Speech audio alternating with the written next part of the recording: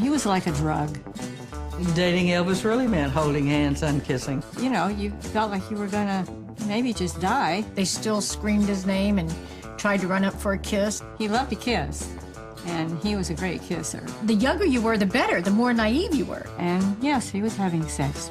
People often asked me if I thought Elvis was in love with me. I mean, it was a revolving door. And I said yes for 3 or 4 minutes. He loved each and every one of the women in his own way. Why just take one when you can have them all? Elvis Presley broke the hearts of millions of women, from childhood sweethearts to stars like Anne Margaret. He was desired around the world, but it's uncertain whether he ever found true love. I think Elvis is the true American story. Born into poverty, rising to great heights of fame and wealth, losing his money, losing his life. When you think of all the people that made things happen for Elvis, it was always a woman. Gladys Presley was the only true great love of Elvis's life. All of the other women were simply stand-ins.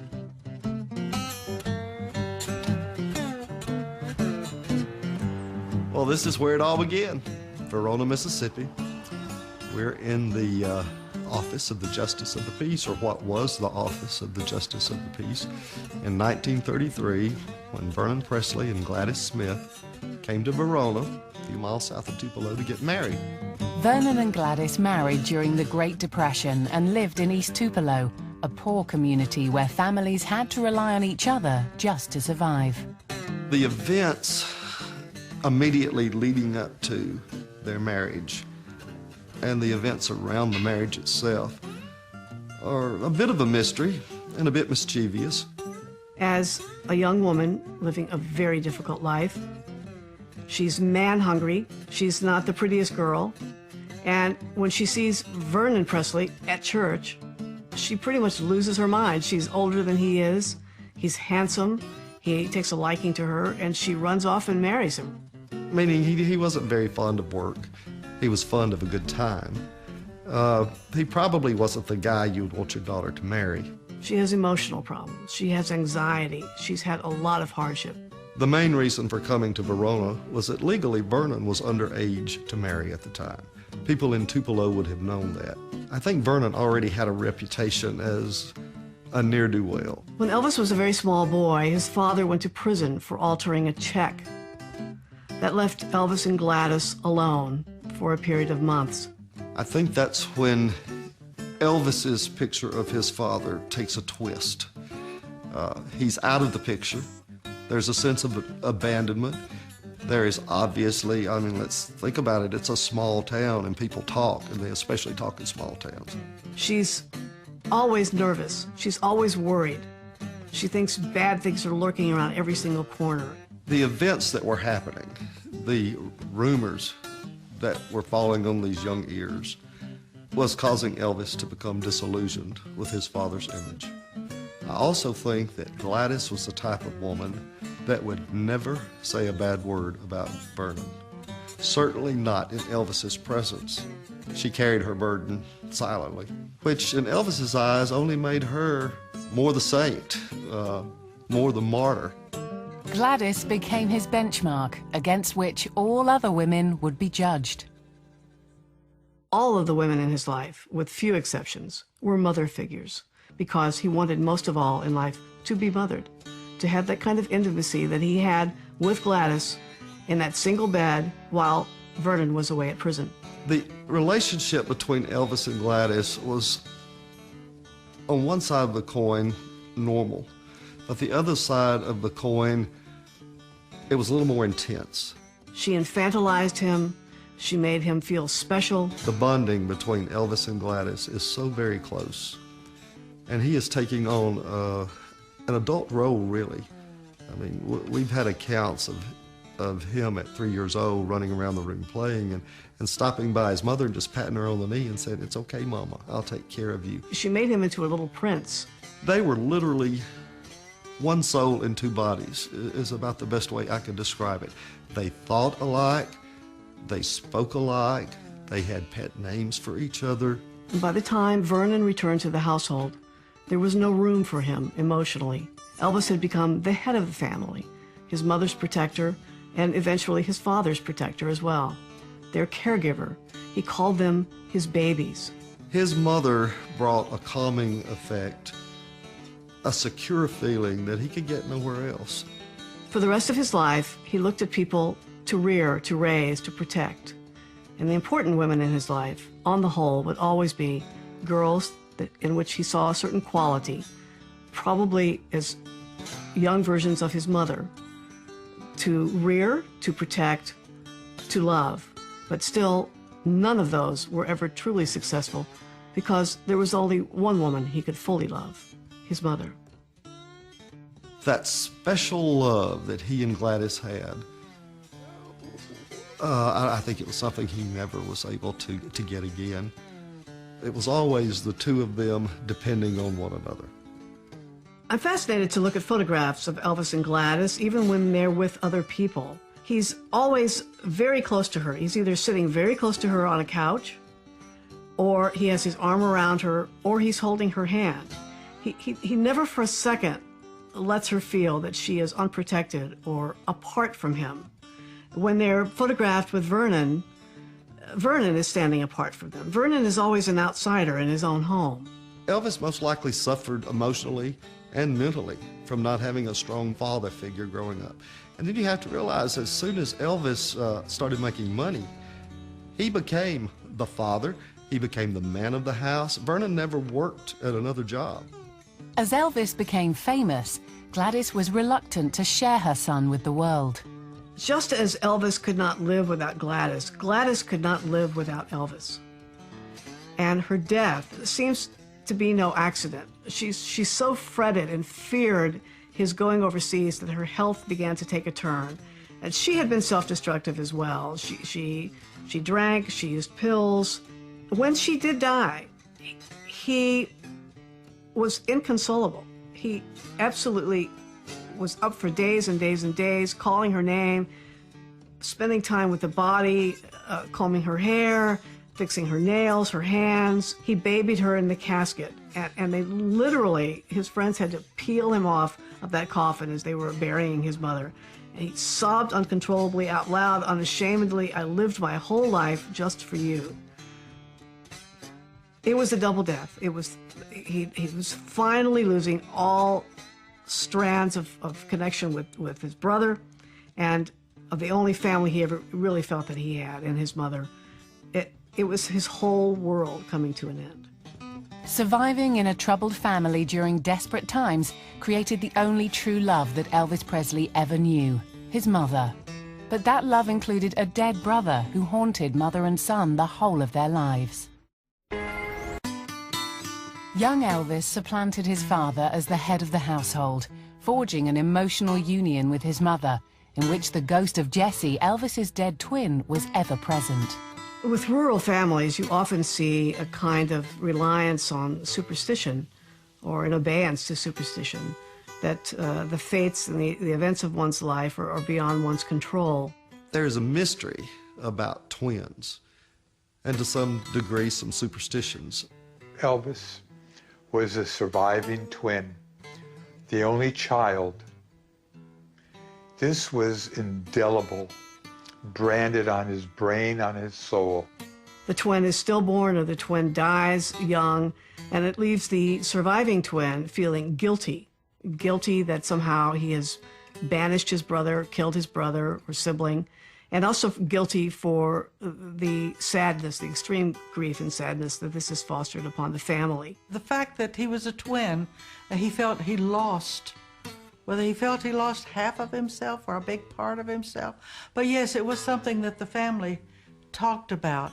And perhaps if they had not dwelt on it so much, he wouldn't have had such deep feelings. When Elvis was born, there were 2 bottles sitting on the mantle that night, that early morning, and one of them broke.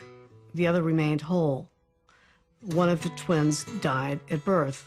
Vernon always said that when he saw the bottle explode, he knew that meant that one child would die and one child would live. He might have died as a newborn, but he was still a part of that family, and no other baby came along to take his place. A lot of twinless twins are substance abusers. A lot of them try to commit suicide. They indulge in activities that are risky. They indulge in activities that they know sooner or later will take them out of this world, which is what secretly I think a lot of them hope for, that perhaps they will be reunited with their twin on the other side. Elvis would say, well, if I had a brother, if Jesse had lived, Mama wouldn't worry about me so much if she had another child here. Or I think I would have been given more freedom when I was young if Mother hadn't felt the loss of Jesse so much. When Elvis went to school, when he was 11, 12 years old, his mother would walk him. She was so protective of Elvis because she had her own feelings and her own guilt about losing one child. He and Gladys would go to Jesse's grave quite frequently, and they would talk to him. Gladys, too, would talk to Jesse at home, as if he were still living in the house. When Elvis is a kid, on the way to the swimming hole, wants to cut through the cemetery and pause at his brother's grave, and is silent and meditative, and this is a school friend, a childhood friend telling this story, that notices it then, that's out of the ordinary. Elvis's spiritual search for his lost brother was never ending. As Elvis grew older, as he entered into his 30s and 40s, he would find secret messages from Jesse in the Eastern religion teachings, the books that he read. He would underscore those passages and see them as messages from his twin. Jesse was speaking to him beyond the grave and giving him some sort of advice on how to find himself again, how to live his life and right himself. We know now, indisputably from studies, that babies in utero do respond to music, that they literally dance in the womb to music. And Gladys, during her pregnancy, went every day to the Assembly of God church. She didn't have money to go for other kinds of entertainment. And so she would go to church every single day. And certainly Jesse and Elvis would have been literally dancing in the womb. I think Jesse was always with him. And I think there was always a void because Jesse wasn't with him physically. I also think he felt he had to live twice as hard, do everything twice as big, because he was living for two. He looked for Jesse in every face. He looked for Gladys in every woman. He never found them again. And yet he yearned for it. He spent his off times holding seances to speak to his mother. He said her name in intimate moments with other women. They were never far from his mind. They were the unreachable parts of himself, and he was deeply distraught to have been separated from them. He grieved the loss of his brother. He could not individuate or separate himself from his brother. His mother became a stand-in for his twin. They were a triumvirate. They were a trio. Elvis provided and cared for his mother, acknowledging her devotion to him. But her love came with an impossible burden, an expectation to live the life of two.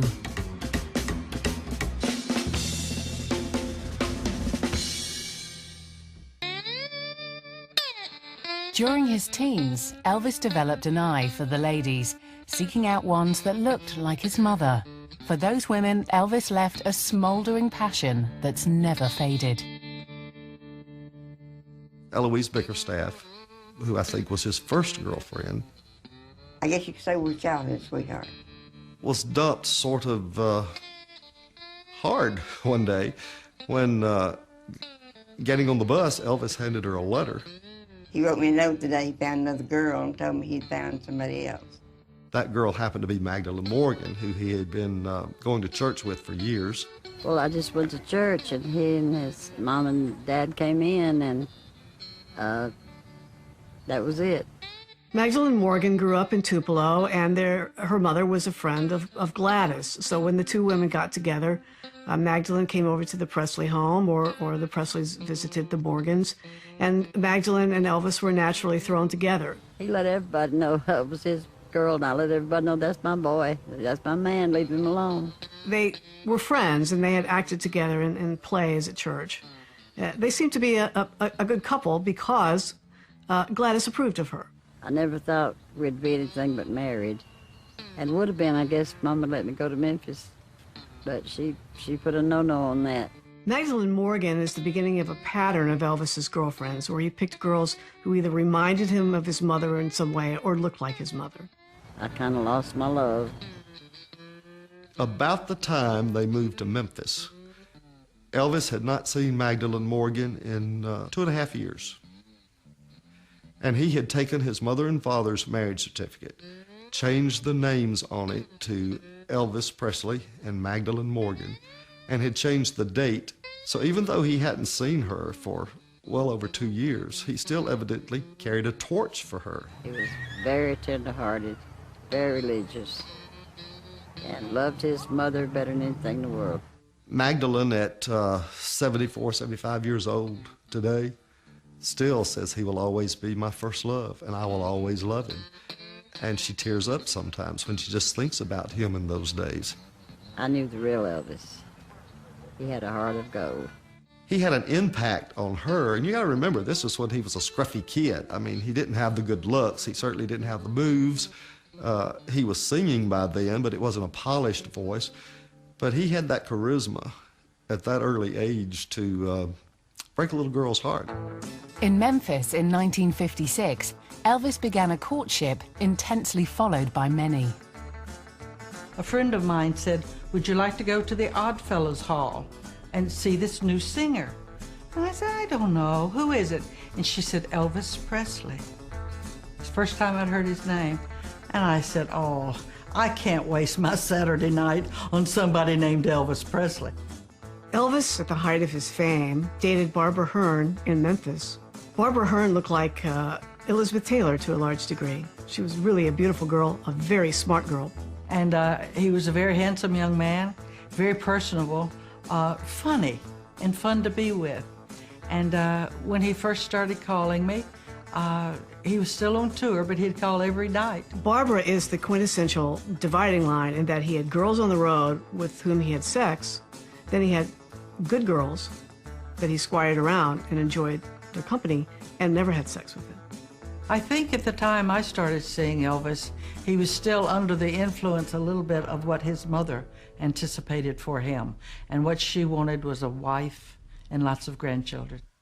In 1956, Elvis went back to play a homecoming concert in Tupelo. This was a very big moment for him because the Presleys had essentially been driven out of town. They couldn't pay their debts. They were not well thought of because of Vernon's incarceration. So the homecoming concert is really a great thing. In that short span of time, Elvis went from just a nice boy who looked like a promising career to this mega superstar. She really cared about him, but she wasn't deeply in love with him, and he wasn't deeply in love with her. But they enjoyed each other's company, and Gladys loved her. People often ask me if I thought Elvis was in love with me, and I said yes for 3 or 4 minutes. We have a joke in our family now that my husband used to tell people that Elvis and I dated steadily for a year, and finally I had to tell him to stop because I dated Elvis steadily for a year. He never dated anyone steadily. Barbara gave Elvis a handmade gift that became immortalized in popular culture on the 6th of January 1957. I got a pattern for a vest, and I bought some gold lame material with black satin. I bought 3 little initials, EAP, and I had a friend's mother sew a vest for Elvis. And then the following January, he was on Ed Sullivan's show, and I just couldn't believe it. He had on my vest. Nothing has equipped him for the fame that he has enjoyed, but that he has also suffered. He wanted a beautiful girl on his arm, but he also wanted her to worry about what he ate and whether he was getting enough rest and all the things that mothers worry about. He is miserable. He would give anything for 2 minutes to go back to the love and security that he felt growing up as a child with his mother. We never had a breakup. We just drifted apart. And the reason we drifted apart was Hollywood and movies and staying up all night and sleeping all day when he was home. And I was working, and then I was going to college, and I couldn't do it. Barbara Hearn and Elvis remained friends for a great many years, and I think the root of it is that Barbara and Gladys were very close. When Gladys was dying in the hospital, Barbara went and spent a whole day with her and came home from a vacation to go to that funeral. By the late 50s, Elvis mania was in full swing. But as the adoration grew, so did his anxieties. He really preferred to keep his clothes on, and a number of women who actually were intimate with him have said he looked better with his clothes on than off. And he knew that, and it made him very, very self-conscious. He really would just prefer to lie down with his clothes on, with a girl, and talk or play or do foreplay, but not actually have intercourse. One of the reasons Elvis panicked a little bit as a lover is that he was uncircumcised. He referred to his what he called his hillbilly pecker. All he wanted was to lie down and hold somebody, have a woman hold him. By the late 1950s, Elvis was the most desired sex symbol in the world. Few would blame him for taking advantage of the opportunities it afforded. But he was not like other men, and for the very first time, Elvis was about to face his future alone.